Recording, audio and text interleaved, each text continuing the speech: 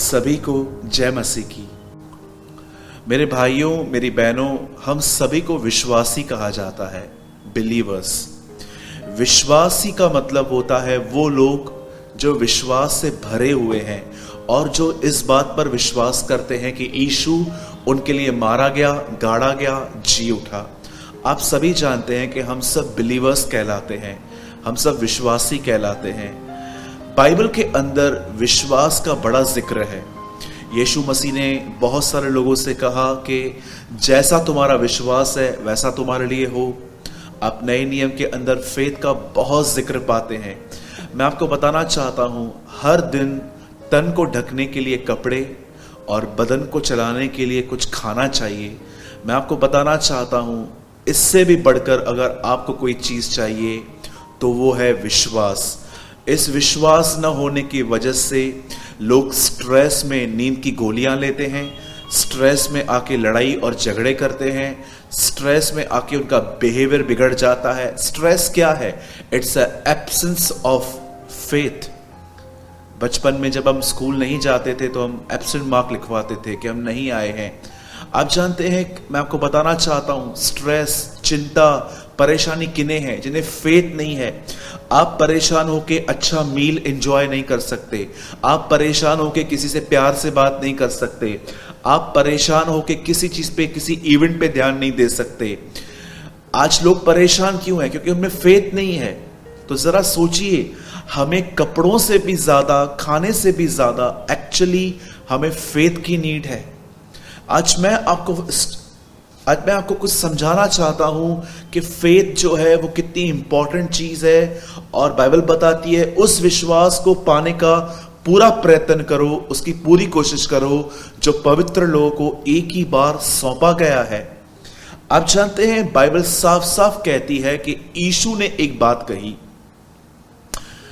कि जैसा जिसका विश्वास है वैसा उसके लिए होता है। अब मैं आपसे पूछना चाहता हूं, आप में से कितने लोगों ने बाइबल के अंदर ये पढ़ा है कि जैसे देह आत्मा बिना मरी हुई है, जब बॉडी में से स्पिरिट निकलता है, इंसान डेड हो जाता है, वो जमीन पे गिर जाता है। उसके बाद याकूब कहता है कि जैसे फ्लैश विदाउट स्पिरिट डेड है, शरीर जो है वो बगैर आत्मा के मरा हुआ है। उसके बाद वो ये कहता है विश्वास भी अगर कर्म सहित न हो तो वह अपने आप में मरा हुआ है।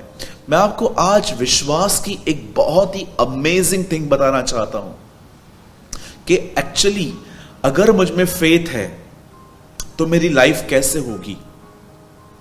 जैसे कि आपने देखा होगा कि लोग फैंसी कपड़े पहन के उनकी लाइफ कैसे दिखती है, उनका चलना फिरना। अगर एक आदमी जब मैले कुचले कपड़े पहने, या वो अपने बाल न बनाए, या वो अपने आप को साफ सुथरा न रखे, तो वो दिखता है। वैसे ही मैं आपको बताना चाहता हूं, फेथ भी एक चीज में दिखाई देता है। यीशु ने कहा निरंतर प्रार्थना करो और हिम्मत मत हारो।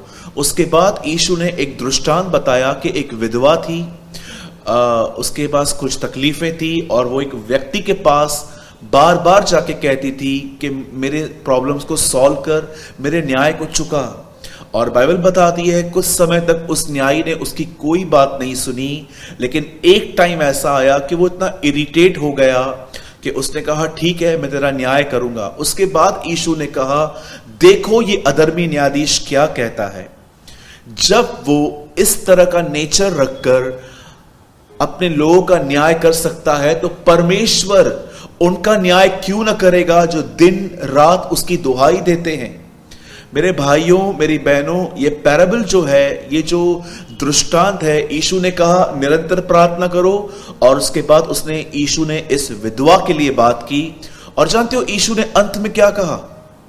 लास्ट में यीशु ने कहा ये सारी बातें बता के कि जब मैं वापस आऊंगा तो कितनों में विश्वास पाऊंगा।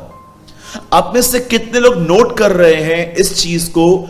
ये दृष्टांत स्टार्ट हुआ प्रेयर पे, लेकिन एंड हो रहा है फेथ पे। क्या आप इस बात को जानते हैं? जिन लोगों में फेथ होता है उनकी लाइफस्टाइल ऐसे होती है, वे निरंतर प्रार्थना में रहते हैं। इट मींस, मैं आपको बताना चाहता हूं उनकी लाइफ कैसे होती है। सपोज आप किसी किसी चीज के लिए प्रे कर रहे हो, आप अपने फैमिली के सैल्वेशन के लिए प्रे कर रहे हो कि प्रभु आपने मुझ पर अपने आप को जाहिर किया है, मैं विश्वास करता हूं, मैं विश्वास करती हूं कि आप मेरे परमेश्वर हैं और मैं आपके पीछे ही चलती रहूंगी, मैं चलता रहूंगा। और मैं प्रार्थना करता हूं खुदा मेरा परिवार भी बचाया जाए, मेरा परिवार तुझे नहीं जानता, वो नहीं समझता, तेरा विरोध करता है। आपने प्रेयर की अपने परिवार के उद्धार के लिए, और आपने कुछ समय के बाद क्या देखा कि आपका परिवार अब भी कठोर है, आपका परिवार अब भी आपकी बातों को नहीं समझ रहा है। आपने कई बार उनको समझाया है कि यीशु ही खुदा है और कोई परमेश्वर नहीं है, और वो आपका विरोध करते हैं, आपकी बात नहीं मानते हैं। लेकिन आपको ये फेथ है कि वे सारे लोग विश्वास में आएंगे। ये फेथ आप कैसे जाहिर करते हैं? आप फिर से खुदा के पास जाएंगे और कहेंगे प्रभु मेरे परिवार का उद्धार कर, मेरे परिवार को बचा। और उसके बाद आप फिर से देख रहे हो कि आपके परिवार के अंदर कोई बदलाव नहीं है, फिर से आप खुदा के पास जाते हो। मेरे भाइयों, मेरी बहनों, जिनमें फेथ होता है उनकी लाइफ इस तरह होती है। याकूब कहता है विश्वास कर्म सहित हो तो वो विश्वास है, अदरवाइज वो मरा हुआ है। और यीशु यहां पर एक्सप्लेन करता है कि सच्चा विश्वास क्या होता है। यीशु ने कहा निरंतर प्रार्थना करो, और यीशु ने उसके बाद उस स्त्री का जिक्र किया जो विधवा थी, वो कंटिन्यू उसके पास जाती थी। और यीशु अंत में कहता है कि जब मैं वापस आऊंगा तो कितनों में ये विश्वास पाऊंगा। आप जानते हो ये दृष्टांत भले ही दुआ से स्टार्ट होता है, प्रेयर से, लेकिन ये एंड होता है ये जो दृष्टांत है ये प्रेयर से स्टार्ट होता है लेकिन एंड होता है फेथ पे। यीशु समझाना चाह रहा था जिनकी फाउंडेशन इस तरफ फेथ की है उनकी लाइफ कंटिन्यूली प्रेयर में रहती है। आज देखिए कई सारे जो लोग हैं, जब वो देखते हैं कि हमने दुआ की है और कुछ समय के बाद जब उनको रिजल्ट नहीं मिलती तो वो दुआ करना बंद कर देते हैं, चर्च चेंज कर देते हैं, पास्टर बदल देते हैं। मैंने कितने लोगों को देखा है जब उन्होंने दुआ की और वो दुआ का उत्तर नहीं आया, उन्होंने चर्च बदल दी, उन्होंने पास्टर बदल दिया। जरा सोचिए अभी तक भी हमारा विश्वास जो है वो खुदा के कलाम पर नहीं, लेकिन अब तक किसी के हाथ पर है कि ये हाथ रखे, ये मेरे घर में आए, ये मुझसे बात करे, पास्टर जी से मिलना है। अब तक हमारा जो फेथ है वो इन्हीं बातों पर है। मेरे भाइयों, मेरी बहनों, it's time to be a mature Christian. ये समय है कि हम एक अनुभवी मसीह बने। हम ये बात जाने कि सच्चा विश्वास जो है वो सिर्फ और सिर्फ ये नहीं है कि यीशु ही प्रभु है। यस, वो हमारे फाउंडेशन, ये हमारा फाउंडेशन है कि यीशु ही खुदा है। लेकिन आज मैं आप में से हर एक से बात पूछना चाहता हूं, क्या आपकी लाइफस्टाइल ऐसी है जैसे उस विधवा की थी कि जब भी आप दुआ करते हैं रिजल्ट नहीं देखते, फिर खुदा के पास जाते हैं, उसके बाद आप देखते हैं कि अब तक रिजल्ट नहीं आई है, फिर खुदा के पास जाते हैं? याद रखिए इस बात को, जो व्यक्ति विश्वास से भरा हुआ है वो व्यक्ति निरंतर प्रार्थना से भरा हुआ रहता है। यीशु ने दृष्टांत को स्टार्ट प्रेयर से किया पर एंड फेथ पर की। एक स्त्री थी जो विधवा थी और कंटिन्यू वो जज के पास जाती थी, मेरा न्याय चुकाओ। और अंत में यीशु कहता है जब मैं आऊंगा तो कितनों में ऐसा विश्वास पाऊंगा। मैंने अपनी बाइबल के अंदर ऐसा लिखा है वहां पर पेन से, जब मैं वापस आऊंगा कितनों को इस तरह जीते हुए पाऊंगा। किन लोगों को मैं इस तरह लाइफ, उनकी लाइफ इस तरह होगी फेथ और प्रेयर में। आप जानते हैं जब आप प्रेयर करते हैं आप परमेश्वर को यह बताते हैं प्रभु मैंने अपना ईमान नहीं खोया है, मैं अब भी आप पे विश्वास करता हूं कि आप मेरे लिए कुछ बेहतर करेंगे। लेकिन जब आप दुआ करना बंद कर देते हैं तो भी आज आप खुदा को यह मैसेज देते हैं कि मैं गिव अप कर चुका हूं, अब मुझसे नहीं होगा। मेरे भाइयों, मेरी बहनों, याद रखिए प्रभु को व्यभिचार पसंद नहीं है, प्रभु को हत्या करना पसंद नहीं है, प्रभु को झूठी शपथ खाना पसंद नहीं है। लेकिन आप इस बात को भी याद रखें, जब उसका व्यक्ति विश्वास से पीछे हट जाए तो यह भी उसे पसंद नहीं है। इब्रानियों में लिखा है यदि मेरा जन पीछे हटे तो मेरा मन उससे प्रसन्न नहीं होगा।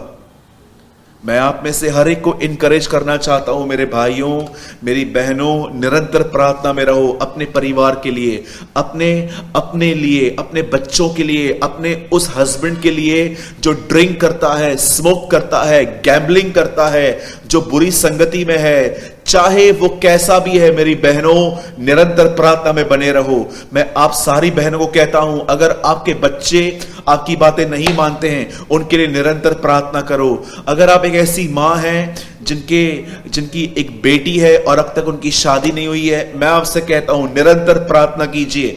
अगर आप एक व्यापारी हैं और आपका बिजनेस जो है वो डाउन है, मैं आपसे कहता हूं निरंतर प्रार्थना कीजिए। अगर आप एक ऐसे व्यक्ति हैं कि आपके चर्च में बहुत कंफ्यूजन है, लोग प्राइड से भरे हुए हैं, लोग एक मन नहीं है, मैं आपसे कहता हूं निरंतर प्रार्थना में करते रहिए। मेरे भाइयों, मेरी बहनों, मैं आपको कहना चाहता हूं, कोई प्रार्थना वेस्ट नहीं होगी, हर प्रार्थना का उत्तर आएगा।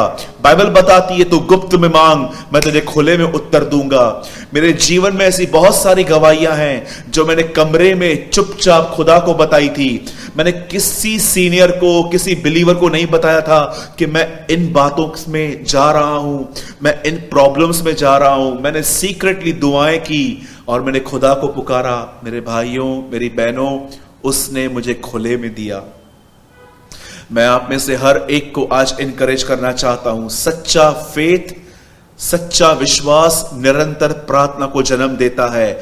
मैं खुदा से इसलिए बात करता हूं, इसलिए नहीं कि मुझे आदत है या मैं एक नियम में चलता हूं कि मैं बिलीवर हूं, मुझे खुदा से बात करनी चाहिए। नो, मैं इसलिए बात करता हूं उससे क्योंकि मैं उस पर भरोसा करता हूं, मैं उस पर विश्वास करता हूं।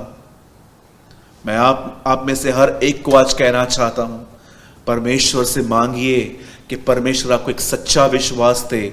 आज हमने जिस विश्वास की चर्चाएं सुनी है, सिर्फ यही है कि कन्फेस करो कि तुम्हें सब कुछ मिल रहा है, सब तुम्हारा है। संसारिक चीजों को लोग प्रोक्लेम करते रहते हैं, मैं नहीं कहता हूं ये गलत है, लेकिन मेरे भाइयों और बहनों, सिर्फ यही विश्वास नहीं है। आइए एक सच्चे विश्वास में प्रवेश करें। जब तक न मिले, जब तक परिवार उधार न पाए, जब तक वह अभिषेक जिसको हम चाहते हैं हमारे ऊपर ना आए, जब तक हम देखें कि हम यीशु की तरह न बन रहे हैं, तब तक हम उसे पुकारते रहें और निरंतर प्रार्थना करते रहें। और बाइबल कहती है, मसीह में किया गया हमारा कोई परिश्रम व्यर्थ नहीं जाएगा। मैं बिलीव करता हूं कि आपने जरूर आज कुछ लर्न किया होगा।